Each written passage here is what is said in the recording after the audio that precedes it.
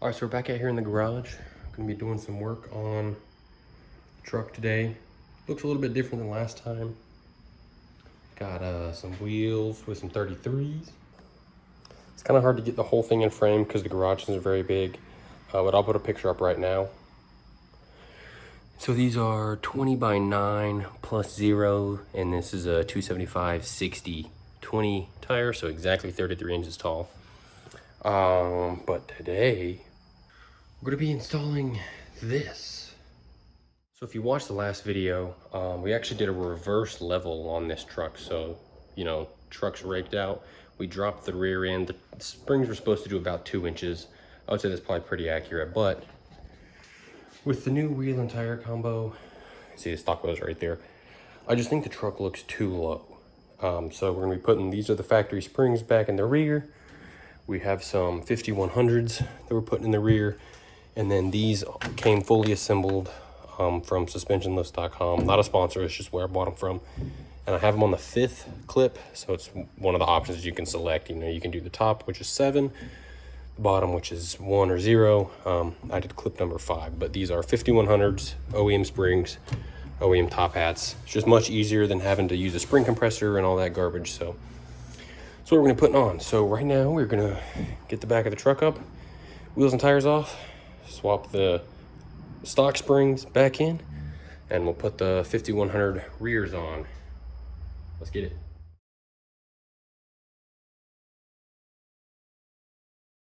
Or we had a slight delay. It's near July 4th, people are shooting off fireworks, so a random dog came in here. So I had to put it in the backyard, give her water. Anyway, see, we've got the shocks out. It's pretty simple. There's a big bolt down here, and then the top threaded portion. It's an 18 mil, but I can't really get anything up in there other than a small little adjustable. So, but the axle is a full droop. So with these lowering springs, I can pretty much just pull them straight out, and then we'll swap the gray Max Track ones for the black stock ones. And then we have to put these washers and stuff on correctly, but I'll show you that. And then we can put the 5100s in. So we're gonna go ahead and try to assemble one of these. Guessing whenever I cut this, it's gonna extend. Yeah. Oh, not too far. All right, easy. So, instruction manual said one of the washers, then the sleeve, and then this guy with the nipple going up. I'm assuming it slides down over top of the sleeve. Yeah, sure does. Okay.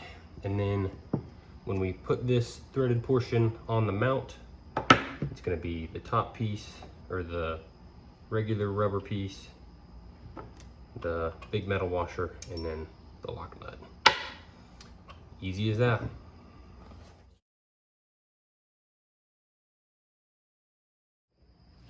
Shoo, buddy.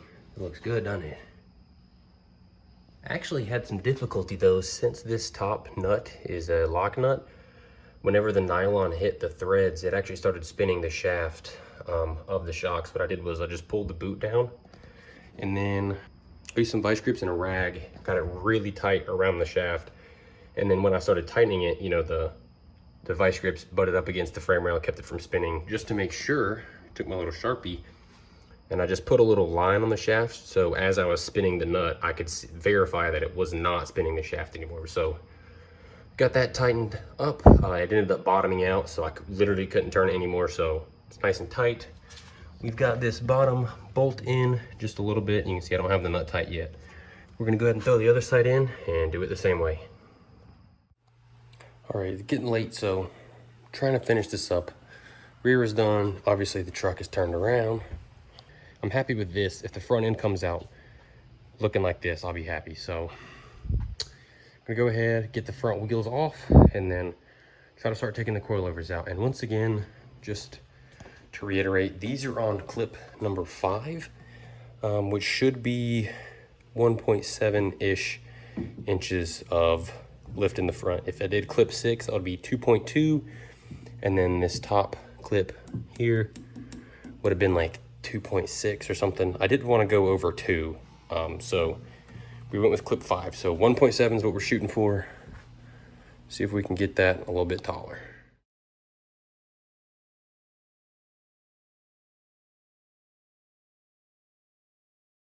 Bruh. That was a pain in the dick. Everyone's like, oh, just undo this nut right here and then separate, you know, your spindle from your upper control arm. Would not work for me. Upper control arms are plastic, so you can't really pry on them. So what I did was undo your tie rod, which they say you undo your tie rod anyways, but go ahead and undo your tie rod. And then just take out the 2 nuts or the 2 bolts for your upper control arm. And then the whole thing, your whole knuckle, spindle, whatever, pivots out of the way. Just put a little bit of pressure, like just put your foot on it, push down, and the whole assembly comes out. Super easy. Instead of having to undo this, and another video I watched said, loosen these up so you can pull this out. You don't, this was actually much simpler. I should have just tried this from the beginning, but now that I got this one out, we can throw one of the new ones in. Do note though, and I made note of this whenever I took them out. So I put a Sharpie mark on which stud was facing outwards. And it is the one that's like opposite of this flat edge. And then if you buy these, when they come out of the box, there's a piece of foam on one stud. So I made sure I knew which stud it was. And sure enough, it's gonna be the same way. So the stud that they have the foam on is this one right here, this front one, which is opposite of the part number, but also the flat edge. So this stud is the one that has to face outward. Just wanted to make note of that, because when you put it in, you obviously want it to go in the correct way. So now we're gonna put this coil over, back up into that hole, and then we get to do the other side. And it's raining. And it's past midnight. And it's still like 90 degrees out here. And I know I look like shit, but fun stuff. Let's get back to it. And just to prove my point, I've got it set in here. I'm gonna take it out and put it back in to show you that you don't need to undo all that bullshit. So, see it's in here, it's loose. And as long as these studs up here are through the holes, which they're not right now, but whenever they are, I can do it with my hand. Just push down on this and it comes out. And to put it in, it's the same way. So I'll show you. So just get these lined up top. Right, pretend this is the stock unit. As long as these studs are poking through, look. Easy as that. So to put your new one in, which is this one, it's the opposite. You know, put the stud in first, slide this onto the lower control arm where the mount is. So up in here, get the studs poking through. I know it's probably impossible for you to see, but get the studs poking through. Bro, it's that easy. And it's as easy as that. I don't know why all those other videos are overcomplicating this. You just undo your 2 bolts for your upper control arm, undo your nut for your sway bar, undo the nut for the tie rod. It's that easy. There's no stress on the brake line. Look, right? There's still slack here. I did unclip the ABS line just to make sure, but you're not putting any stress on the brake line here. It's that easy. So now we can run the new nuts in. The Bilsteins came with these grade 8, grade 10. They're grade 10 Stover nuts. So these are gonna be a pain in the dick, but I'm gonna put these guys on, put the bolt back in the bottom for the strut, put all this shit back in, and we're on to the other side. It took me longer to try to figure this out, doing other people's methods, than it did this. So, gonna drink another beer and get back to it. So that's only clip number 5. And it honestly looks, I mean, it looks pretty dead even. It is definitely way taller. Holy shit. We'll let it sit overnight, get back to you in the morning, and then we can do like a comparison before after picture. But as of now, it's pretty tall. All right, so it is the next day. The truck is outside. We have one final step. So if you remember last night when we were putting them on, right, this upper control arm was at a much steeper angle, right? You can see it's relatively flat right now. It is really bad for bushings to be torqued when there is no weight on them. So if you can imagine these top two bushings in your upper control arm, if the upper control arm is angled like this and you tighten up the two bolts up here, whenever weight gets on it, the inner race of the bushing is going to want to be at a different angle than the outer race is. So it's pretty crucial for the longevity of your bushings, and it can technically make the suspension feel worse if the bushings aren't torqued correctly. But anyway, this is a pretty crucial step. So get the truck outside, and then you can reach in here, right? See, there's a ton of room. Just put your 21 mil on the bolts, loosen them up till they're, you know, they're never going to be loose. Just do a couple cranks on them and then tighten them back down. Do the same thing for your lower mount, right? For your front strut. It's also a bushing. Loosen it up, a couple turns, tighten it back up. Easy. Then do the same thing on your rear, the lower rear, right there. Boom. Loosen that big guy up, tighten it back up, done.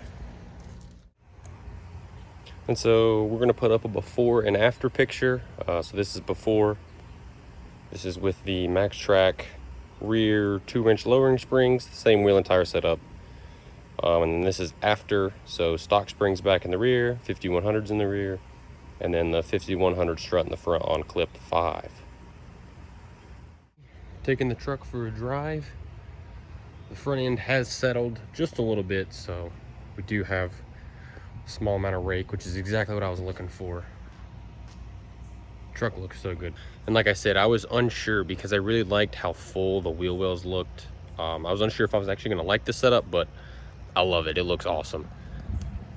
Inside, the truck feels way taller. It's kind of crazy. Let's do a rear 3/4 shot. It looks perfect. I'm extremely happy with it. So I'm really happy with it. It rides great. However, it is different than stock. I'm gonna say it's more aggressive on the compression and the rebound. So stock, whenever you went over big bumps, you kind of get the rocking horse effect, right? If I drop the rear end, like just with the jack, or the front end for that matter, you know, it'll compress and it'll rebound and then it'll compress again a little bit until it settles out. With the new Bilsteins, it doesn't do that at all. Like it sticks. So it hits a bump, it compresses, rebounds, and it's done. There's no rocking horse. It doesn't undulate. It sticks. So what that equates to is, and some people have said this, it feels kind of stiff. I don't mind it. It feels composed. It feels planted. I like how it feels. So overall, extremely happy. I'm really glad that Suspension Lifts actually offers the whole 5100 coilover assembled. They're the only place that I found that actually does that. Most companies only do the 6112s, which is another like $600 or something. So I'm really happy with the setup overall. So thanks for watching. Hope you learned something, and I'll catch you in the next one. Peace.